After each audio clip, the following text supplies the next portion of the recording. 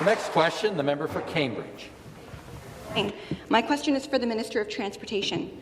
It was reported that 39 trucking businesses that were involved in the protest in Ottawa were shut down and put out of work after the Premier called the protest an, quote, illegal occupation, end quote, rashly invoked the state of emergency, and put in place emergency measures to shut down businesses without due process. Can the minister let us know what investigation or due process was afforded to these trucking businesses by the ministry when their businesses were shut down? To respond, the Government House Leader.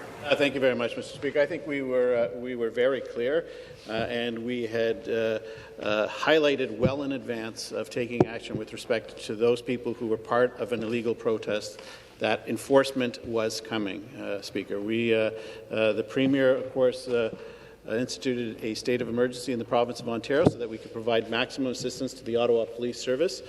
Now, having said that, Speaker, due diligence will be taken to ensure that those people who may have their CVORs revoked from them, that to ensure that they were in fact the people who were there.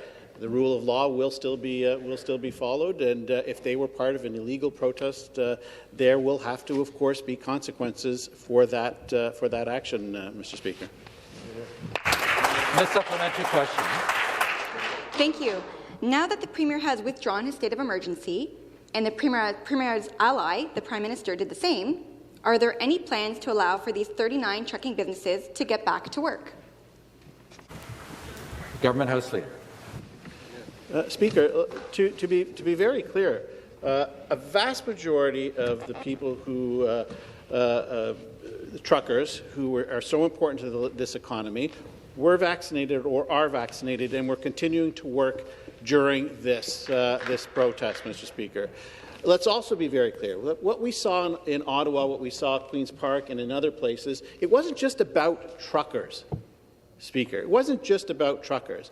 And I think we do a disservice to those people who were there because of the high cost of living, who were there because the carbon tax was making it too difficult for farmers to fuel up their tractors, or whatever other reason they were there for, Mr. Speaker.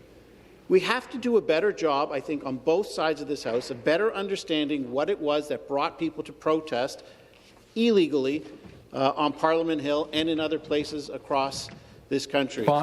So do we want people to get back to work? Yes, Mr. Speaker. Are we going to do everything that we can to build a better, stronger province of Ontario?